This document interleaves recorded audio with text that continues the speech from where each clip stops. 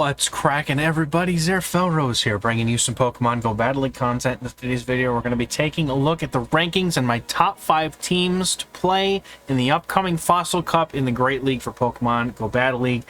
We had this cup once before, if you remember.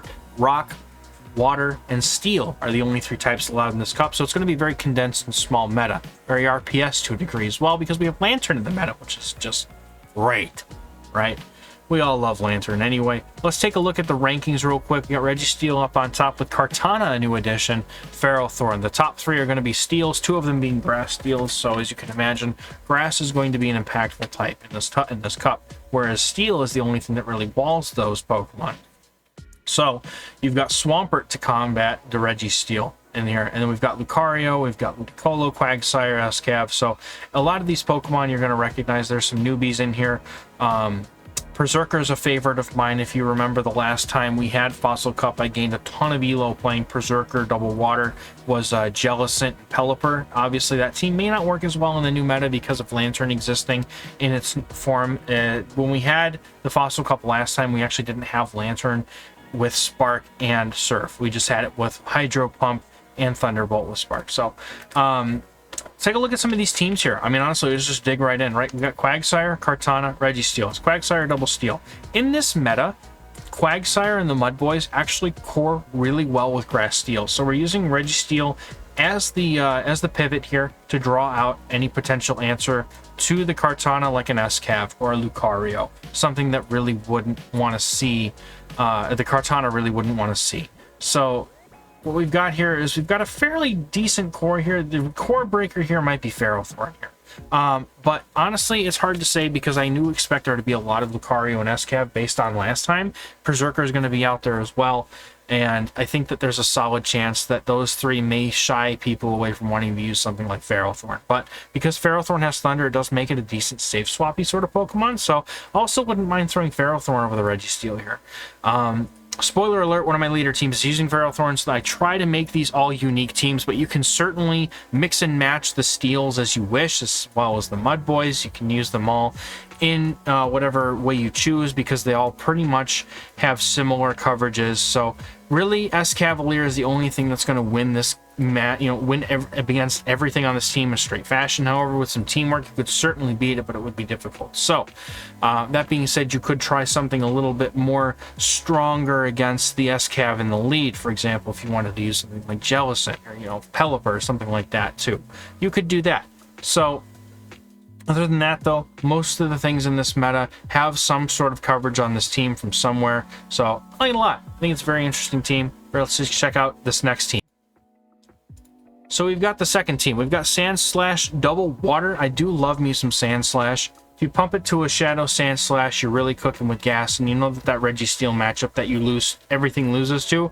You see a Registeel on the leader, a safe swap, you know that your Sandslash can take care of it. So you're hoping that the Jellicent Tapu Fini can clean up afterwards, but you would have to be careful against something like a Grass and Registeel. That would be a bit too much for both of these to handle. So, you could also flip it around. You could use like Registeel Sandslash and put Jellicent in the lead. You can do either or to try and make it, depending on the meta that you're seeing. But I do like this team a lot just because Sandslash has become one of my favorite Pokemon to use in all of Go Battle League. There are certainly some things that do beat this entire team. Again, this is all one shield scenario stuff. And after Registeel and Lantern, nothing else really worries me here. Everything we have play against, even Quagsire, we have play against, Melmetal, Gastrodon, we have play against all these things. So I'm not really super worried about it. But definitely you're going to use this as an ABB team. Obviously, you're going to use Jellicent to draw out the thing that doesn't want to see Sandslash, or pivot into it in a bad lead. And then you're going to try and close off with Tapu Fini. Now, Tapu Fini is definitely one of those things that's kind of like you can change it out, right? Pelipper is something else you can put in there if you want to. You could also put Lantern. Preferably something that still has play into some of these things, but you definitely want to be able to have a lot of play more into the Mud Boys than anything else, because that's what Sandslash really doesn't appreciate. So let's hop into the next team here and take a look at it. But before we do, obviously I have to plug myself, because obviously I wouldn't be doing this if I didn't have a way to, tell you all about my inner workings, right? The Discord that I run with my Patreon server, very awesome community that I've got in there. They get all these teams and everything before they hit YouTube, and there are a lot of teams that I come up with over these metas that don't hit YouTube at all. So if you want early access to those, as well as all the strategies and all the other things that I come up with for Go Battle League and PvP, check out the pinned comment in the description. Both of those have a link to my Patreon. You can join that up. There's plenty of different tiers, things to pick from. So also, if you're looking for coaching, you can find me on Metafy, link in the description and the pinned comment as well. On top here, I've got all my links as well. You can check me out on any of those. Now, let's take a look at this team here. Lantern Double Steel. Interesting concept, in my opinion. What we basically got is we've got the two most premier fighters of the meta, with the thing that beats Pelipper, which is one of the things in Jellicent and basically all of the anti-fighting waters.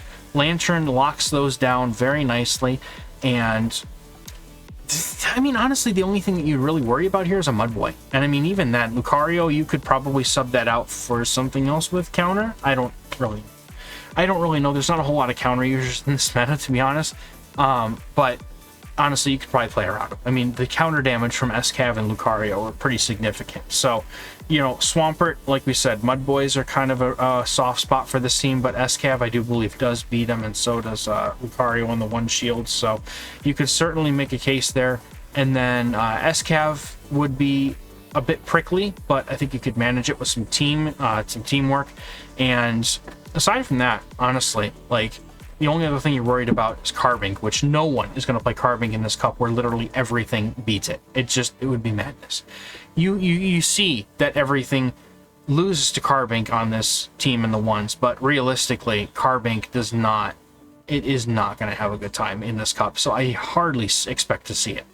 And everything else is like ABA weak somewhere. It's just, you're not going to have a whole lot of trouble with this team. Very safe. You know, you get to play the mind game with the shields, with Lucario having Shadow Ball Power Up Punch allows you to get 2 shields in one matchup there. So it's a very good synergy with this team. You're going to basically be able to take out all the things that would really resist the counter damage and really free up the fighters in the back. So let's take a look at team number 4. We've got Swampert, Credilli, Ferrothorn. Like we said, the Swampert Ferrothorn core, very strong. You could also certainly put any of the other Mudboys in over the Swampert, but Credilli and Ferrothorn make a very good backline here. We were just looking at a double fighter team, so I guess in essence, like, your Swampert would still beat the Lantern, but then, you know, you've got Credilli for the Lantern and all the other waters. And this meta is going to be predominantly taken over by waters, because they just have the best neutral play because of all the subtypings and all the different water types there are. So having the Ferrothorn Credilli backline with something like Swampert, I feel like is really strong here. Also, this backline really deals with Pelipper in a nice way because Credilli recently got its Rock Slide, and you have Power Whip to do neutral to Pelipper, but you also got Thunder to one-shot it and its whole family. So yeah, you certainly have good play here, and Swampert is Swampert. We know Swampert, it's incredibly a frustrating Pokemon to deal with, and it's very good in the right hands.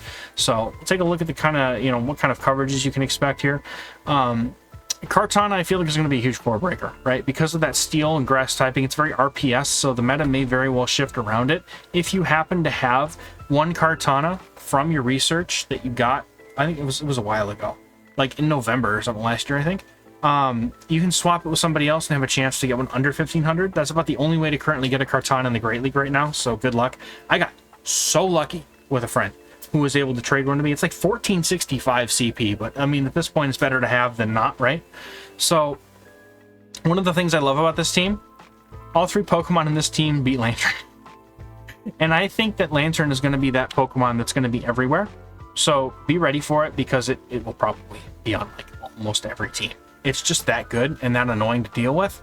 Also incredibly RPS enabling Pokemon, and I hate it for that exact reason, but is what it is. We can't change it. So let's take a look at the last team, which we won't be able to run until the end of the cup, when we have the Poliwag Community Day on July 30th. Poliwrath is getting counter, and once it gets counter, it forms a perfect synergistic core with Credilli.